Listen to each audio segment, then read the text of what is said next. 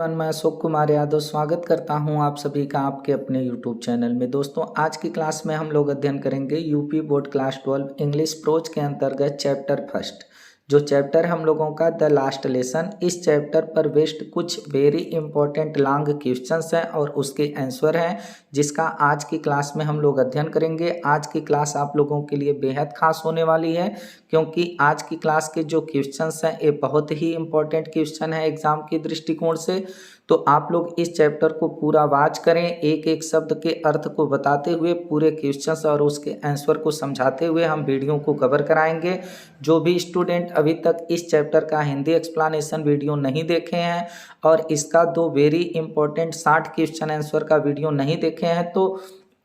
Already ये video हमारे channel पर अपलोड है, इसका हिंदी एक्सप्लेनेशन का और इसके 60 क्वेश्चन आंसर का जो वेरी इंपॉर्टेंट क्वेश्चन है 2 पार्ट में अपलोड है। और इस वीडियो के डिस्क्रिप्शन में लिंक भी है, अगर आप लोग नहीं देखे हैं तो आप लोग देख लीजिए और इस क्लास को आप लोग पूरी तरह से समझिए। आप लोगों का ये चैप्टर पूरी तरह से कंप्लीट हो जाएगा, किसी भी प्रकार की इस चैप्टर से रिलेटेड आपको समस्या नहीं आएगी। आइए कनेक्ट होते हैं आज की क्लास के पहले क्वेश्चन से और देखते हैं कि पहले क्वेश्चन में हमसे क्या बोला है। पहला क्वेश्चन है हम लोगों का, right the substance of this lesson.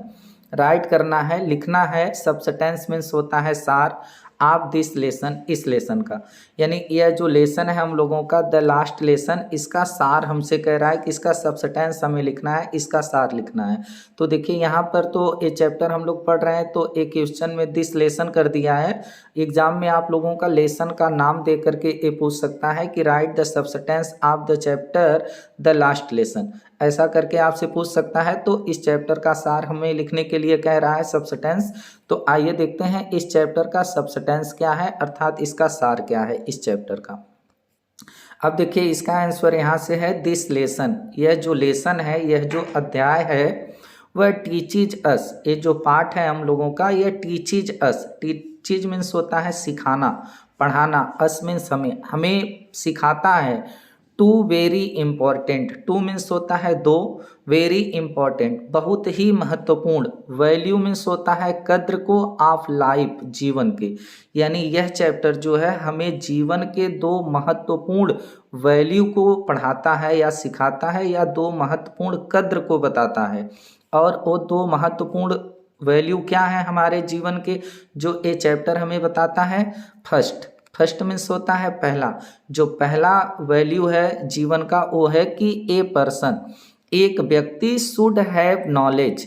एक व्यक्ति को नॉलेज होना चाहिए। नॉलेज का मतलब होता है ज्ञान, ज्ञान होना चाहिए of his language. Language means होता है भाषा, यानी अपनी भाषा का। पहला हमारा जो इम्पोर्टेंट वैल्यू है वो ये है कि एक व्यक्ति को उसे अपनी भाषा का नॉलेज होना चाहिए, अर्थात ज्ञान होना चाहिए। एंड कल्चर, और संस्कृति का भी ज्ञान होना चाहिए। एक व्यक्ति को अपनी भाषा और अपनी संस्कृति का ज्ञान होना चाहिए। सेकंड, और जो दूसरा वैल्यू है वो क्या है, सेकंड है कि ही शुड नेवर,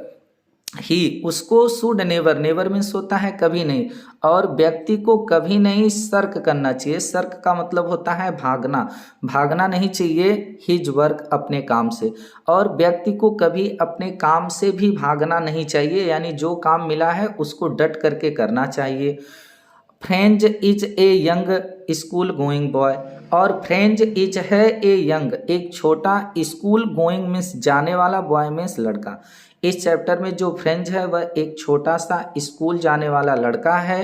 बट लेकिन ही हैटेड, ही मीन्स वह हैटेड, हैट का मतलब होता है नफरत करना, लेकिन वह नफरत करता है हिज स्कूल, अपने स्कूल से, एंड टीचर, और अपने टीचर से, अर्थात अपने अध्यापक से। यानी कि फ्रेंच एक स्कूल जाने वाला छोटा लड़का है जो अपने स्कूल और अपने टीचर से नफरत करता है। ही डजंट हैव नॉलेज, और ही उसके पास,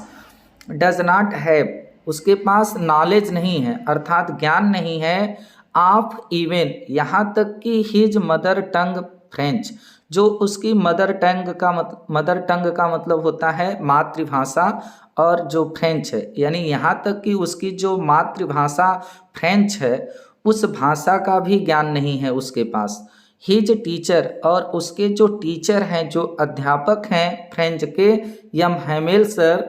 would often, would often, often का मतलब होता है अक्सर, और उसके टीचर यम हैमेल अक्सर स्कॉल्ड हिम, स्कॉल्ड का मतलब होता है डांटना फटकारना, तो उसको हमेशा या उसको अक्सर डांटते फटकारते रहते हैं। एंड और पनिश हिम, पनिश का मतलब होता है सजा देना, उसको सजा देते रहते हैं। For not doing, doing means होता है करना, नहीं करने के लिए हिज होमवर्क, अपना होमवर्क मीन्स गृह कार्य, यानी कि उसके टीचर यम हैमेल सर हमेशा उसको डांटते रहते हैं और होमवर्क न करने की सज़ा देते रहते हैं। बट लेकिन ऑल इन वैन, ऑल माने सब कुछ, डांटना, उसको सजा देना, इन वैन, वैन का मतलब होता है एकदम जिसका कोई मतलब हो ही ना हो, यानी ये सब जो है एकदम वैन थे, यानी कि इसका कोई मतलब ही नहीं था, जो उसको वह डांटते थे, जो उसको सजा देते थे, इसका कोई मतलब ही नहीं था, ये सब एकदम जो है वैन था, इसका कोई मतलब ही नहीं था, यानी वो सुधर नहीं रहा था। आगे देखिए इसका क्या होता है। एंड और वेन जब द प्रूसियंस इन्वेड, वेन जब जो प्रूसियन थे यानी जो प्रूसिया वाले थे, इन्वेड मान ले होता है आक्रमण करना, आक्रमण कर देते हैं दियर कंट्री, उसके देश पर, यानी कि जब फ्रांस पर जो है प्रूसिया वाले क्या आक्रमण कर देते हैं। एंड और बैन, बैन कर देते हैं, बैन का मतलब होता है प्रतिबंध लगा देना, और बैन कर देते हैं यानी कि रोक लगा देते हैं द टीचिंग, पढ़ाने से, एंड और स्टडिंग, अध्ययन कराने से, आप द फ्रेंच लैंग्वेज, फ्रेंच भाषा को, यानी कि जब प्रूसिया वाले उसके देश पर आक्रमण कर देते हैं और फ्रेंच भाषा को पढ़ाने अध्ययन कराने के लिए पूरी तरह से बैन लगा देते हैं, प्रतिबंध लगा देते हैं, तो फ्रेंच जो था, फ्रेंच कम्स टू नो, तो फ्रेंच जो ये लड़का था comes to know, comes to know का मतलब होता है जान जाना, तो वो जान जाता है द वैल्यू, वैल्यू का मतलब होता है महत्व को, ऑफ हिज लैंग्वेज, अपनी भाषा का, तब इसको अपनी भाषा का महत्व समझ में आ जाता है जब प्रूसिया वाले आक्रमण करके जो है वहाँ के स्कूलों में फ्रेंच भाषा पढ़ाने के लिए प्रतिबंध लगा देते हैं कि अब यहाँ पर फ्रेंच भाषा नहीं पढ़ाई जाएगी, तब उसको उसकी कद्र समझ में आती है। और ही कर्सेज हिमसेल्फ, ही मीन्स वह कर्सेज, कर्सेज का मतलब होता है कोसना, वह कोसता था हिमसेल्फ, स्वयं को, for not learning, not learning, learning का मतलब होता है सीखना, हिज लैंग्वेज, अपनी भाषा को, और वह अपनी भाषा को न सीखने के लिए अपने आप को कोसता रहता था, हमेशा अपने आप पर जो है वह पश्चाताप महसूस करता था। यम हैमेल थिंग्स, जो यम हैमेल सर थे वो थिंग्स सोचते थे कि most of the people of his village सर्क वर्क, जो यम हैमेल सर हैं वह सोचते थे कि most of people, most of peoples का मतलब हो जाएगा अधिकांश लोग, ऑफ हिज विलेज, उनके गांव के, यानी कि जो यम हैमेल सर थे वह इस चीज़ को सोचते थे कि फ्रेंच के गांव के अधिकांश लोग जो है सर्क करते हैं, सर्क का मतलब होता है भागना, वर्क मीन्स होता है काम, यानी यम हैमेल सर सोचते थे कि इसके गांव के अधिकांश लोग जो है अपने काम से क्या करते हैं, भागते रहते हैं, काम नहीं करते हैं। दे थिंक, क्योंकि जो गांव वाले थे, दे मीन्स वे, दे यूज हुआ है गांव वालों के लिए, तो वे जो गांव वाले थे वो थिंक सोचते थे कि दे हैव, उनके पास, plenty of time, plenty of time का मतलब होता है पर्याप्त समय, क्योंकि गांव वाले सोचते थे कि उनके पास पर्याप्त समय है टू डू, करने के लिए, एनी वर्क, किसी भी काम को, किसी भी काम को करने के लिए उनके पास पर्याप्त समय है, ऐसा उसके गांव वाले सोचा करते थे। तो ऐसा फ्रेंच भी सोचा करता था कि फ्रेंच भाषा को सीखने के लिए हमारे पास पर्याप्त समय है। अब एकाएक जो है प्रूसिया आक्रमण करके जो है फ्रेंच भाषा को पढ़ाना ही वहाँ पर बंद कर दी, तब उसको इस चीज़ का महत्व समझ में आ गया। तो किसी भी काम करने के लिए पर्याप्त समय नहीं होता है, काम को कर लेना ही बेहतर होता है। द स्टूडेंट्स, और जो स्टूडेंट्स थे यानी कि जो विद्यार्थी थे वो ऑफेन, अक्सर, पुट आप, पुट आप का मतलब हो जाएगा टाल देना, जो विद्यार्थी थे वो अक्सर टाल देते थे लर्निंग, सीखने को, फ्रेंच भाषा को सीखने को, टिल टुमारो, कल के लिए, यानी कि जो विद्यार्थी थे वह भी फ्रेंच भाषा को सीखने के लिए, लर्निंग करने के लिए कल के लिए टाल देते थे, चलो आज नहीं कल इसको तैयार कर लेंगे। According to M Hamel, according means होता है अनुसार, टू यम हैमेल सर के अनुसार, व्हेन जब पीपुल लोग आर स्लेप्ड, जब पीपुल यानी यम हैमेल सर के अनुसार जो पीपुल हैं, जो लोग हैं, आर इनस्लेव्ड, स्लेव्ड का मतलब होता है, इनस्लेव्ड का मतलब गुलामी में हो जाना, किसी का गुलाम हो जाना, उसकी बात कर रहे हैं। तो यम हैमेल सर के अनुसार जब कोई भी व्यक्ति किसी का गुलाम हो जाता है तो एज लॉन्ग एज का मतलब होगा जितना अधिक समय तक हो सके, दे होल्ड फास्ट का मतलब होता है पकड़ कर रखना, याद करके रखना, टू दियर लैंग्वेज अपनी भाषा को, इट इज एज, तो इट इज यह है, एज इफ मानो दे हैव द की, कि उनके पास की हो, चाबी हो, टू दियर प्रिजन मीन्स होता है जेल। यानी इस बात को आप लोग समझ लीजिएगा, यम हैमेल सर जो थे वो कहते हैं कि जब लोग जो है किसी का गुलाम हो जाए, जब व्यक्ति किसी का गुलाम हो जाता है तो जितने लंबे समय तक वह अपनी भाषा को पकड़ कर रखेगा, यानी जितनी समय तक वह अपनी मातृभाषा को याद रखेगा, यही मातृभाषा जो उसकी होगी, मानो उसके पास उस जेल से निकलने की चाबी होगी। यही जो है यहाँ पर यम हैमेल सर बता रहे हैं। In this way it is M Hamel brings to light the value of life that this story teaches us. अब इन दिस वे, इस तरीके से, इट इज यह है कि M Hamel brings to light का मतलब हो जाएगा प्रकाश डालना। तो इस तरीके से यह है कि यम हैमेल सर प्रकाश डालते हैं द वैल्यू महत्व पर, कीमत पर, ऑफ लाइफ जीवन के, दैट जो, दिस स्टोरी यह कहानी, टीचेज अस हमें, टीचेज अस अर्थात हमें पढ़ाती है। इस प्रकार से, इस ढंग से यम हैमेल सर जो है जीवन के महत्व पर प्रकाश डालते हैं, जैसा कि ये कहानी हमें पढ़ाती है, सिखाती है। तो इस प्रकार से ये हम लोगों का जो है सब्सटेंस था इस चैप्टर का। तो उम्मीद है आप लोगों को पूरी तरह से समझ में आया होगा। वीडियो से आप लोग बहुत दूर न जाएं, अभी इसके क्वेश्चंस को और उसके आंसर को थोड़ा समय देकर समझें, तो आप लोगों को, हमें आशा नहीं बल्कि पूरा विश्वास है कि पूरी तरह से ये चैप्टर समझ में आ जाएगा, क्योंकि आप लोग जो हैं वो भी जो फ्रेंच के गाँव वाले हैं उनकी तरह भागना न सीखें। देखिए सेकेंड क्वेश्चन है, सेकेंड क्वेश्चन में हमसे क्या बोला है, व्हाट चेंजेज, वाट मीन्स क्या, चेंजेज मीन्स होते हैं परिवर्तन, चेंज मीन्स परिवर्तन, तो क्या परिवर्तन डिड फ्रेंच फाइंड, फ्रेंच जो ये लड़का था वो फाइंड मीन्स पाता है, इन स्कूल में, यानी कि फ्रेंच जो है स्कूल में क्या परिवर्तन पाता है, क्या चेंज पाता है, व्हेन जब द आर्डर्स आदेश फ्रॉम बर्लिन से केम आ चुका था, यानी जब बर्लिन से आदेश आ चुका था कि अब फ्रेंच भाषा को नहीं पढ़ाई जाएगी, तब फ्रेंच जो था वह स्कूल में क्या परिवर्तन पाता है, क्या चेंज पाता है, ये हमारा क्वेश्चन है। आप लोग क्वेश्चन को समझ गए होंगे। आइए देखते हैं इसका आंसर क्या है। The teaching and studying, teaching का मतलब होता है पढ़ाना, एंड स्टडिंग और अध्ययन कराना, ऑफ फ्रेंच लैंग्वेज, फ्रेंच भाषा का, यानी फ्रेंच भाषा को पढ़ाना, फ्रेंच भाषा का अध्ययन कराना, वाज मीन्स था, बैंड मीन्स प्रतिबंधित हो गया था, इस पर रोक लगा दी गई थी, इन एल्सेज में, एल्सेज ये जो फ्रांस का जिला था वहाँ पर रोक लगा दिया गया था, एंड और दो जिले थे एल्सेज एंड लोरेन, ये दो जिले थे, इन दोनों जिले में फ्रांस भाषा को पढ़ाने के लिए और अध्ययन कराने के लिए बैन लगा दिया गया था। ये दो जिले थे, डिस्ट्रिक्ट थे, आप फ्रांस के, ये फ्रांस के जो दो जिले थे, according to orders from Berlin, according means होता है अनुसार, टू आर्डर मीन्स होता है आदेश, फ्रॉम बर्लिन से, यानी बर्लिन से आदेश के अनुसार जो फ्रांस के दो जिले थे एल्सेज और लोरेन, इन दोनों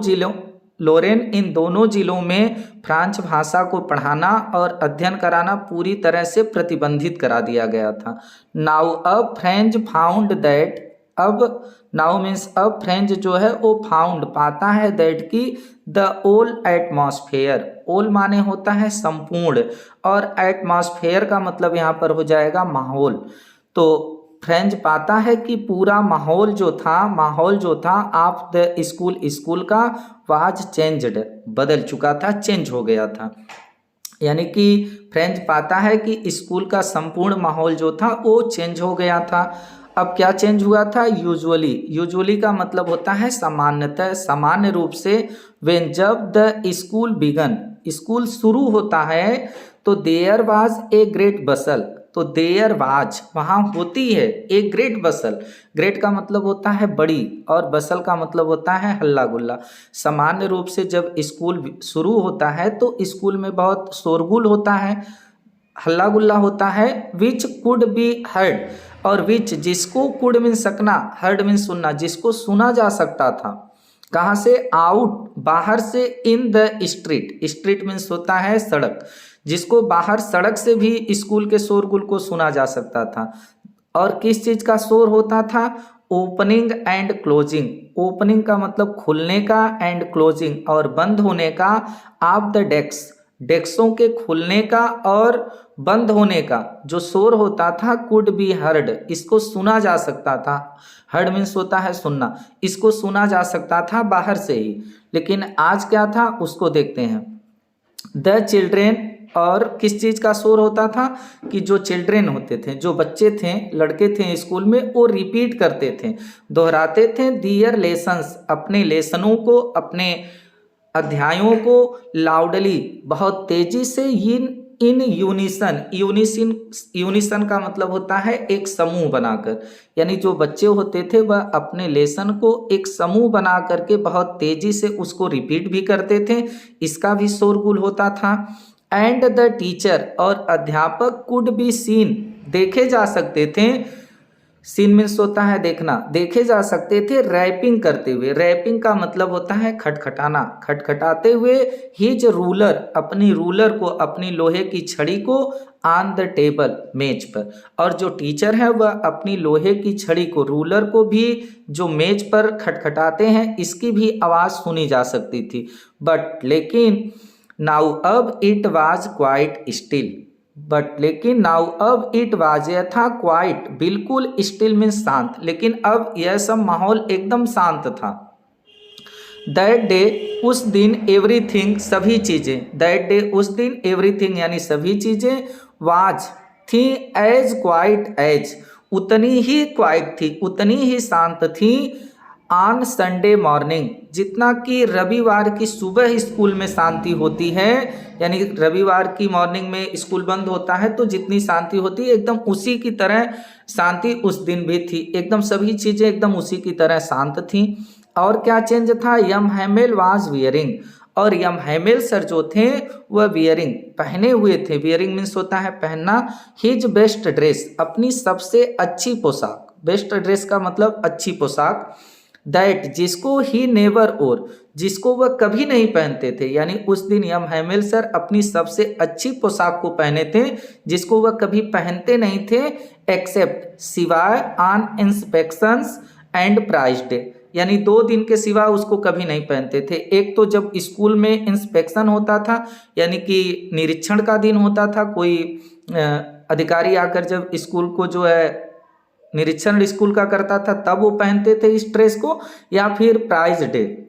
यानी कि पुरस्कार वितरण का जब कोई दिन होता था उस दिन केवल उस अपनी बेस्ट ड्रेस को पहनते थे, उसके बाद कभी नहीं पहनते थे, लेकिन उस दिन यम हैमेल सर पहने थे। बट लेकिन द मोस्ट सरप्राइजिंग, बट लेकिन द मोस्ट, मोस्ट मीन्स होता है अधिक, सरप्राइजिंग, सरप्राइजिंग का मतलब आश्चर्य, लेकिन सबसे अधिक आश्चर्य की थिंग्स माने बात थी फॉर फ्रेंच, फ्रेंच के लिए, वाज दैट, यह थी कि द ओल्ड पीपुल,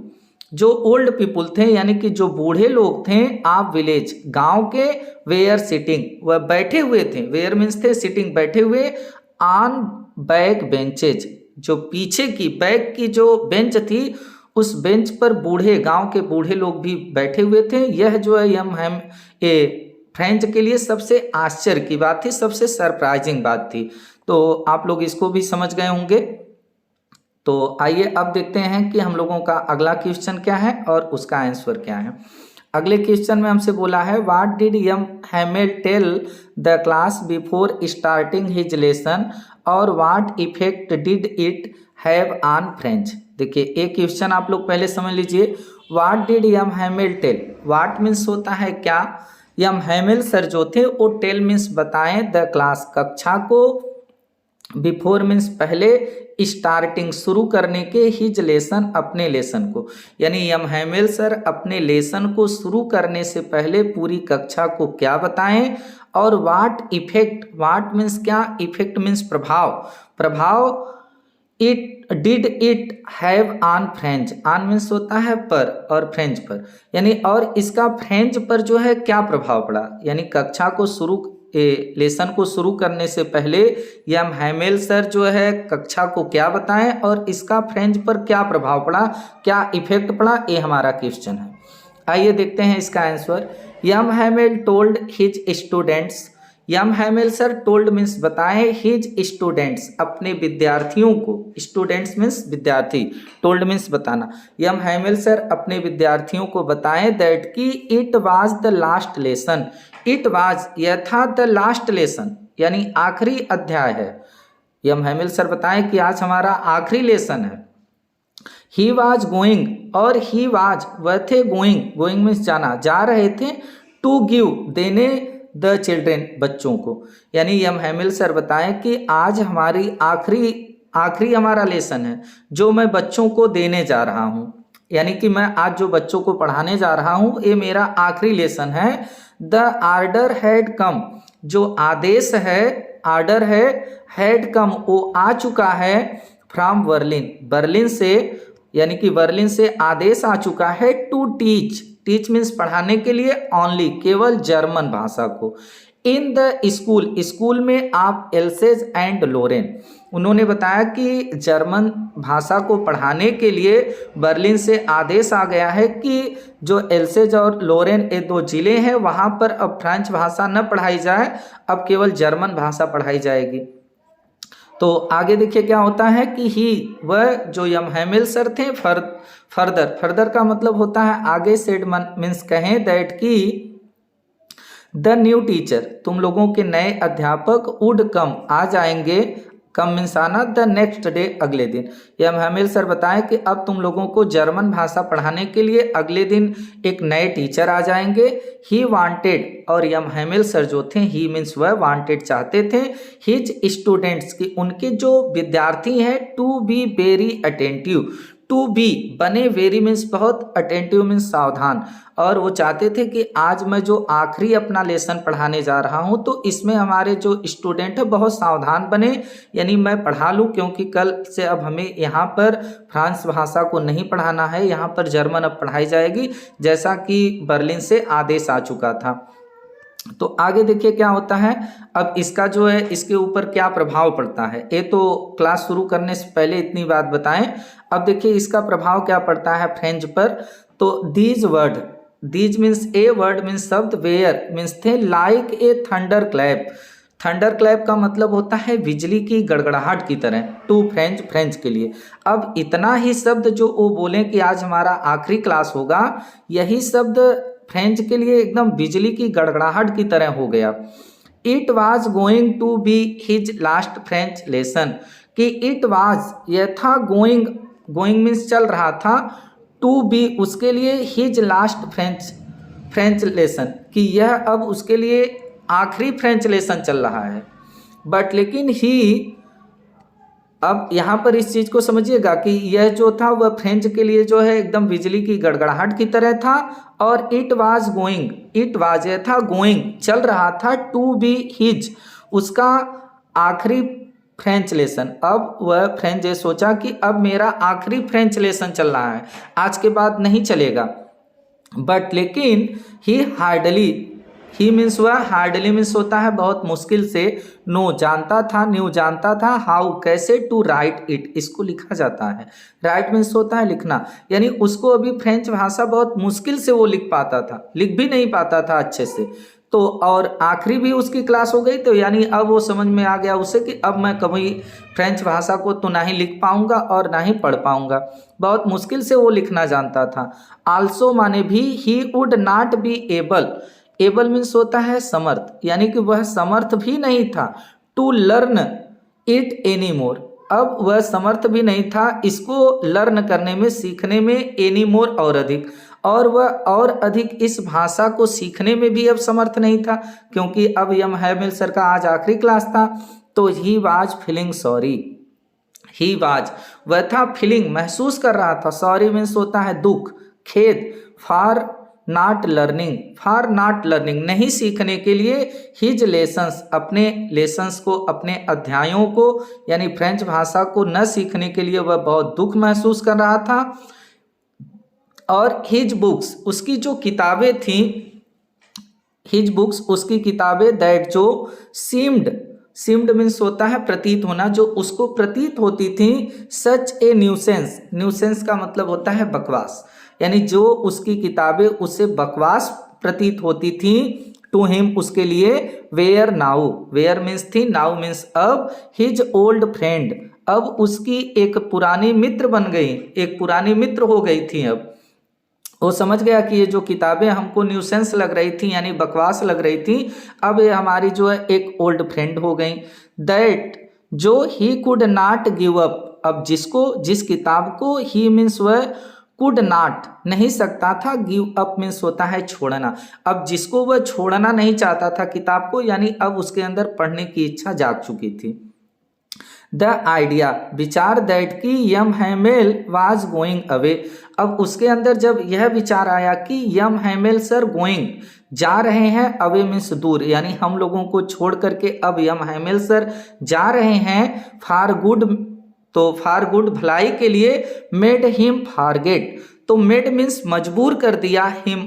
उसको फ्रेंच को, फॉरगेट भूलने के लिए, आल माने सब कुछ, अबाउट बारे में, हिज रूलर उनके यम हैमेल सर का जो रूलर था जिससे वह मारते थे उसके बारे में भी भूलने के लिए मजबूर कर दिया। एंड और हाउ क्रैंकी का मतलब होता है सनकी, और कितने सनकी ही वाज वह थे, यम हैमेल से सर थे, यह भी भूलने के लिए उसको क्या कर दिया, मजबूर कर दिया। यानी आप लोग यहाँ से इसका अर्थ समझ लीजिएगा, इसमें ये बताने की कोशिश की गई है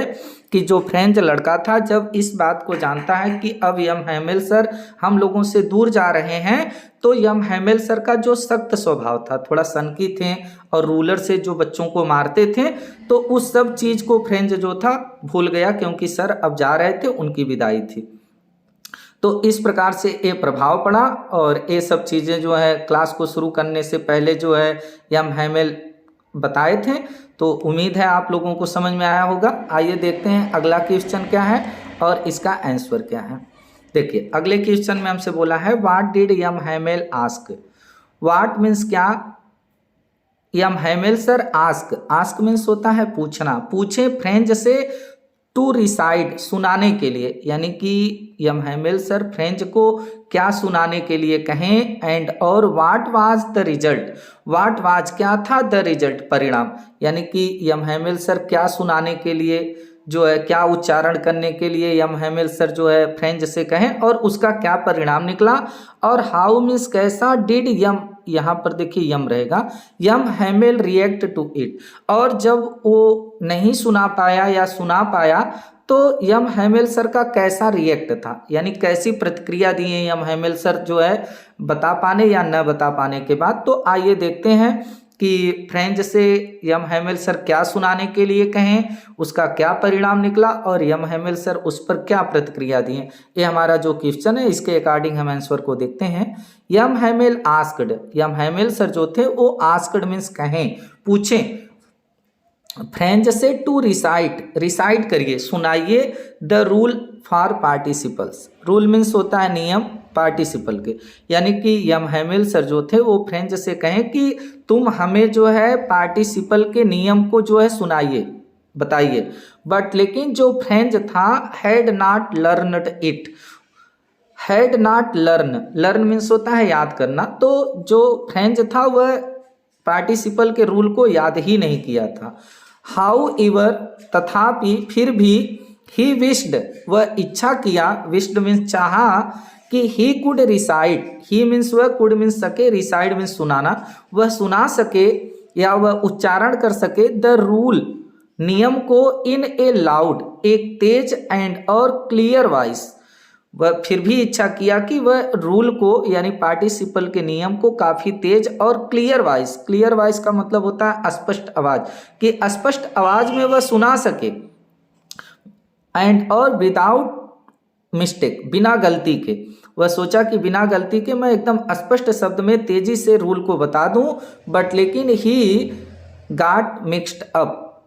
अप का मतलब होता है मिला देना, कुछ सही बोला और कुछ उसमें गलत मिला दिया। मिक्स्ड अप का मतलब घालमेल कर देना, लेकिन वह घालमेल कर दिया ऑन द फर्स्ट वर्ड, पहले ही शब्द में, यानी पहले ही शब्द में वह कुछ गलती कर दिया। एंड और स्टूड देयर, स्टूड मीन्स खड़ा हो गया, देयर मीन्स वहाँ, होल्डिंग पकड़ करके, होल्डिंग मीन्स पकड़ना, ऑन टू हिज डेस्क, अपनी डेस्क पर, और अपनी डेस्क को ही पकड़ करके उस पर क्या हो गया, खड़ा हो गया। एंड और not looking up, not means नहीं, लुकिंग अप यानी ऊपर की तरफ देखना, और ऊपर बिल्कुल नहीं देख रहा था, यानी पहले ही शब्द में वह मिलावट कर दिया, मिक्स्ड अप कर दिया, उसके बाद जो है वहां पर खड़ा हो गया डेस्क को पकड़ करके और नीचे ही देख रहा था, ऊपर देखने का साहस नहीं किया। अब देखिए आगे क्या होता है कि यम हैमिल टोल्ड हिम, यम हैमिल सर जो थे वो टोल्ड हिम,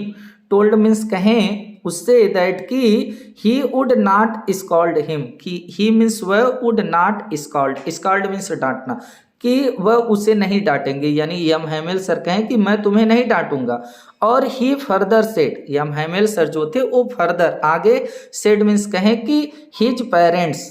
तुम्हारे जो माता पिता हैं, एंड और ही मीन्स वह, हिमसेल्फ स्वयं, यहाँ पर इस बात को समझिएगा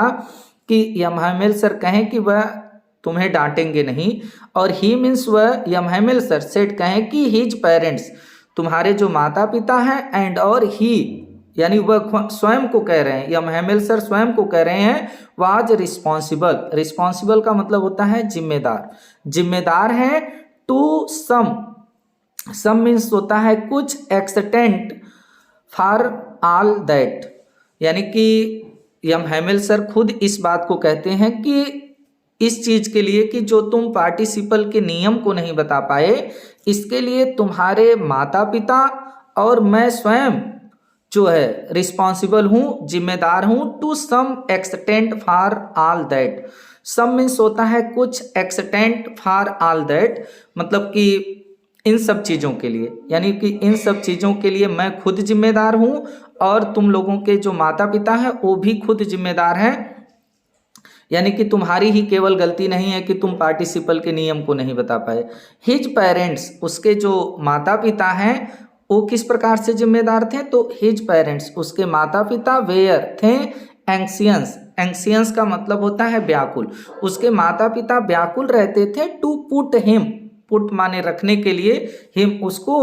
टू सम वर्क, कुछ काम पर, उसके माता पिता इस प्रकार से जिम्मेदार थे कि फ्रेंच को कुछ काम पर रखना चाहते थे, टू हैव सम मनी, ताकि उन्हें कुछ पैसा मिल सके, कुछ धन मिल सके। और यम हैमिल सर कैसे जिम्मेदार थे उसके न बताने के लिए, तो वो बता रहे हैं कि he would give his student, और जो यम हैमिल सर थे वह, ही मीन्स वह, गिव मीन्स दे देते थे, हिज स्टूडेंट्स अपने विद्यार्थियों को, ए हॉलीडे एक छुट्टी दे देते थे, व्हेन जब, ही वांटेड वह चाहते थे, टू गो जाना, फॉर फिशिंग, फिशिंग का मतलब होता है मछली पकड़ना, यानी जब यम हैमिल सर भी मछली पकड़ने के लिए जाना चाहते थे तो वह भी विद्यार्थियों को छुट्टी दे देते थे, यानी वह खुद को भी जिम्मेदार बता रहे हैं उसको पार्टिसिपल का रूल न बताने के लिए। एंड और समटाइम्स, कभी कभी, instead of teaching, instead means होता है बजाय, आप टीचिंग पढ़ाने के, ही वुड आस्क वह कह देते थे, देम उन बच्चों को, टू वाटर पानी दीजिए, हिज प्लांट्स उनके पौधों में, जो उनके प्लांट्स थे, फूल वगैरह थे, उनमें पानी देने के लिए भी बच्चों को कह देते थे। तो इस प्रकार से यम हैमिल सर और बच्चों के जो पेरेंट्स थे वो भी, दोनों लोग जो है जिम्मेदार थे, वो जो पढ़ने में कमज़ोर था, तो दोनों लोगों को ब्लेम किए हैं यहाँ पर यम हैमिल सर कि बच्चा कमज़ोर है, तो इसमें हमारी भी, यानी कि मैं टीचर के रूप में भी गलत किया हूँ, मछली पकड़ने जाना होता था, छुट्टी कर देता था, बच्चों को फूलों में पानी के लिए भेज देता था, और इसके जो माता पिता हैं वो जिम्मेदार हैं कि बच्चों को जो है कारखाने में काम करने के लिए भेज देते हैं। तो इस प्रकार से हम लोगों का ये भी आंसर कंप्लीट हुआ। अब देखिए ये जो 5वां क्वेश्चन है आज की क्लास का, ये सबसे इम्पोर्टेंट क्वेश्चन है आप लोगों का, इसको बहुत ही ध्यान से आप लोग समझें। ये क्वेश्चन आप लोगों के लिए बहुत इम्पोर्टेंट है। Give a brief character sketch of M Hamel. देखिए गिव मीन्स दीजिए, ए ब्रीफ, ब्रीफ का मतलब होता है संक्षिप्त, character sketch of M Hamel, character sketch का मतलब होता है चरित्र चित्रण करना, यानी यम हैमेल सर का जो है एक संक्षिप्त में चरित्र चित्रण दीजिए, या यम हैमेल सर का जो है संक्षिप्त में चरित्र चित्रण कीजिए। ये हमसे क्वेश्चन पूछ रहा है जो कि बहुत इंपॉर्टेंट क्वेश्चन है आप लोगों का। इसे आप लोग ध्यान से समझें कि कैसे जो है यम हैमेल सर का जो है चरित्र चित्रण हम लोगों को संक्षेप में देना है। तो आइए इसको थोड़ा स्पीड में समझते हैं। M Hamel was a teacher. M Hamel, ये जो यम हैमेल सर थे, वाज ए टीचर, एक अध्यापक थे, of the French language, French भाषा का, इन ए विलेज, एक गांव में, ऑफ एल्सेज डिस्ट्रिक्ट, जो एल्सेज डिस्ट्रिक्ट था, जो एल्सेज का जिला था, ऑफ फ्रांस, फ्रांस का, यानी फ्रांस के एल्सेज जिले के एक गांव में फ्रेंच भाषा के टीचर यम हैमेल थे। ये हमारा इसका अर्थ होगा कि यम हैमेल जो है फ्रांस के एल्सेज जिले के एक गांव में फ्रेंच भाषा के एक अध्यापक थे। और ही हैड बीन टीचिंग, और ही हैड बीन टीचिंग, वह पढ़ा रहे थे। ही मीन्स वह हैड बीन टीचिंग, टीचिंग का मतलब पढ़ाना, वह पढ़ा रहे थे फ्रेंच भाषा को फॉर द लास्ट 40 ईयर्स। 40 का मतलब होता है 40, लास्ट मीन्स पिछले, वह पिछले 40 वर्षों से फ्रेंच भाषा को पढ़ा रहे थे। इन दैट विलेज, उस गांव में, वह उस गांव में जो है पिछले 40 वर्षों से फ्रेंच भाषा को पढ़ा रहे थे। और एवरीवन, प्रत्येक लोग, इन द विलेज, गांव में जो प्रत्येक लोग थे, हैड ए ग्रेट रिस्पेक्ट, एक बड़ा सम्मान था, फॉर हिम, उनके प्रति। और गांव के जितने भी लोग थे, सब लोगों के अंदर यम हैमेल सर के प्रति एक ग्रेट रेस्पेक्ट था, एक बड़ा सम्मान था। और हिज स्टूडेंट्स, उनके जो विद्यार्थी थे, वो थाट मीन्स होता है सोचना, स्टूडेंट मीन्स विद्यार्थी। और यम हैमेल सर के जो विद्यार्थी थे वो सोचते थे कि ही वाज क्रैंकी, कि वह सनकी थे। यम हैमेल सर के जो विद्यार्थी थे, यम हैमेल सर को क्रैंकी समझते थे, सनकी समझते थे। बट लेकिन वी डिडंट फाइंड, बट लेकिन हम डिड नॉट फाइंड, नहीं पाए, फाइंड मीन्स पाना, नहीं पाए हिम, उनको, यम हैमेल को, क्रैंकी, सनकी, इन एनी पार्ट, किसी भी भाग में, आप दिस स्टोरी, इस कहानी के। लेकिन हम इस स्टोरी की, इस कहानी के किसी भी भाग में जो है उनको सनकी नहीं पाए। आगे देखिए क्या बताया जा रहा है उनका चरित्र चित्रण। He was very honest, he was, वह थे, वेरी मीन्स बहुत, ऑनेस्ट मीन्स होता है ईमानदार। यम हैमेल सर बहुत ईमानदार थे। वेन, जब फ्रेंच, जो लड़का था छोटा सा, फेल्ड हो गया, असफल हो गया, टू रिसाइट, सुनाने में, the rule for participle, participle के नियम को जब बताने में, वो फ्रेंच नाम का लड़का जब फेल हो गया, नहीं बता पाया, तो ही ब्लेम्ड, ही मीन्स वह ब्लेम्ड किए, दोषी माने, हिमसेल्फ, स्वयं को, फॉर गिविंग, देने के लिए, चिल्ड्रेन, बच्चों को, अननेसेसरी, अननेसेसरी का मतलब होता है अनावश्यक, अनावश्यक, और हॉलीडे मीन्स होता है छुट्टी। यानी जो फ्रेंच था जब पार्टिसिपल के नियम को बताने में असफल हो गया, तो वह स्वयं को दोषी माने